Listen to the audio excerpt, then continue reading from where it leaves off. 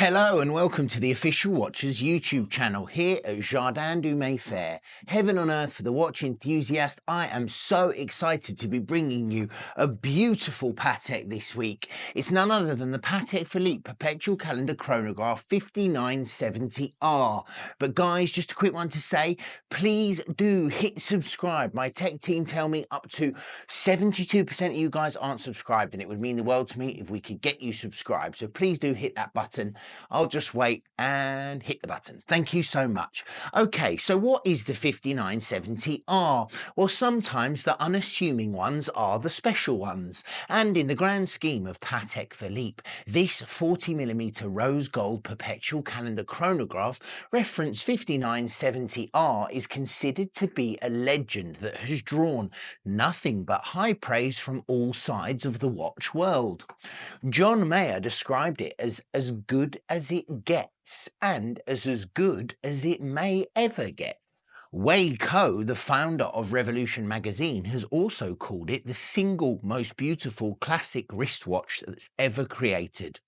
Think about that. High praise from some high people. Originally, as a fan of contemporary and vintage sports watches, I was a little like, is it? But having put my nose into the books and the watch on my wrist, I absolutely concede that yes, it probably is. Patek Philippe, under the Stern leadership, have made their name as creators of perpetual calendar chronographs. It is what the brand does best, and given that they started in 1941 with the introduction of reference 1518, they've had a lot of time and experience to perfect the craft. It is also interesting to note that prior to the handover of the company from Philippe to Thierry Stern, the challenge from father to son was to create a classic, and it took 2 years to design and configure. And Thierry said of the watch, "In the end, I decided to design a watch that could be worn by my father or myself, a watch that would suit my father's generation as well as mine." For me, it is one of the few pieces that perhaps only mix 2 generations of the Stern family. As you may have guessed, that watch was this one, the 5970. It was produced from 2004 to 2010, which is the shortest production run in Stern history. And it's estimated that the entire output across the 4 precious metals spanned around 2,800 examples. Given that some limited edition models run into the tens of thousands, Amiga, it's fair to say that the 5970 in any iteration is an elusive beast. As well as being hard to find aesthetically, it is also hard to beat with golden dimensions of 40mm in diameter, 46.4mm lug to lug, 13.5mm thick, and 21mm between the glorious sculpted lugs.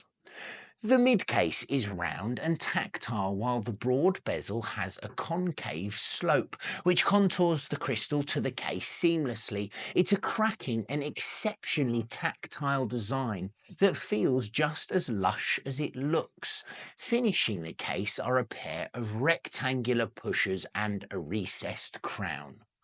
My favourite case elements are the lug flare between the bezel curvature, which both mark the back of the Deco era, which designs flourishes were both subtle and well executed. The dial is a beautiful and opaline silvery white tone with rose gold applied indexes. It really is just right against the warmth of the rose gold. Its black text, which is beloved by many a collector and reviewer, is an undeniably lovely neo-vintage American Courier typewriter font. Sitting just below 12, 2 beveled windows take care of the day and month display. Below that, you get 2 subdials because they're laid out in an absolutely perfect proportion. And I say 2 because all 3 dials communicate 2 pieces of information each. At 3, you have chronograph minutes appear on the outer track with a leap year indicator on the interior. At 6 sits a larger subdial featuring date and a really spectacular moon phase, which features raised and hand-finished stars mounted to the disc. Running seconds are at 9 with a 24-hour indicator, making sure that you know when setting if it's AM or PM. Worth getting it set right first, though, because the perpetual calendars don't need to be manually changed beyond time correction until the year 2100. There's a lot of pertinent information on display, but the dial doesn't feel cramped or overly busy in the slightest. This is largely thanks to the increase in watch size at the hands of Thierry Stern, as previous perpetual calendars has been designed around 35 to 36 millimeters mark, which if you know me, you'll know that that just won't do. The hands are a rose gold leaf design, again very old world, and a black chronograph hand which stands out against the dial when in use makes reading of the whole shebang an absolute breeze. There is no loom anywhere, as it would be out of place and wrong on this piece. Inevitably, we have arrived at possibly the most important part of this absolute little legend. It's the last of the Lemania-based Patek Perpetual calendar chronographs.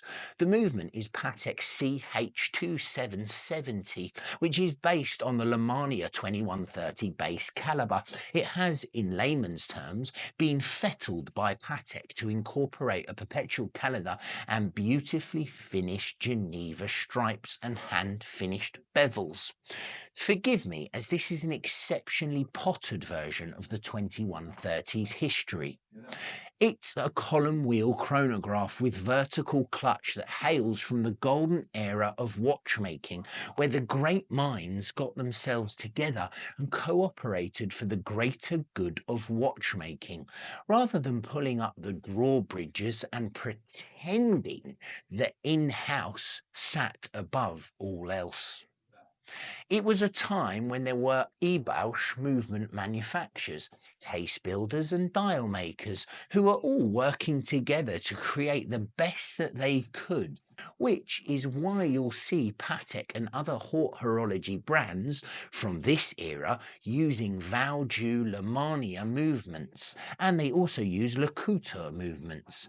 After feeling the pinch of the Great Depression of the 1930s, Tissot, Omega and Lemania forged a collaboration, and they were working together on principle of stability and strength in numbers. They formed SSIH, which was together made to make all of these movements for these pieces, and out of that relationship came the 2130 movement, which was commissioned by Omega and designed by Albert Gustave Piquet, the technical director of Lemania and cousin to Edward Piquet of Audemars fame. How about that for a history lesson? It was the world's smallest chrono at the time, with a 27mm diameter and just over 6mm tall, which meant that it could fit into a variety of different cases. That is exactly what it did for 20 plus years before becoming the base caliber for the Omega 321 movement, which in turn went to the moon in 1969 on the wrist of Buzz Aldrin as the caliber running this Speedmaster Professional 105012. I find it mind-blowing but utterly brilliant that the 5970 pinnacle of Patek and the original Moonwatch share the same DNA. It would be quite unbelievable if you weren't able to flip the 5970 over and compare it to the early 321. This shared movement and history doesn't diminish the 5970 or any 2130 powered Patek. It enriches them, as the Lemania 2130 is an absolute legend that has been found anything from military chronographs to Vacherons, Breguets and more, which is why for so many years watch lovers of the 5970 and more have said that these are the last of the great Pateks, as it closes the door on the golden era of watchmaking. John Mayer may have been right. This may be as good as it gets. I can't wait to hear your thoughts. And I know this has been a long review, but there was so much technical prowess in this piece that we had to get into it. I also think it's extremely good value. It's £165,000, which, let's face it, in crazy Patek terms, is actually not that bad.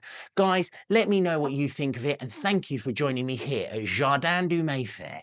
Heaven on earth for the watch enthusiast, and I'll see you on the next one.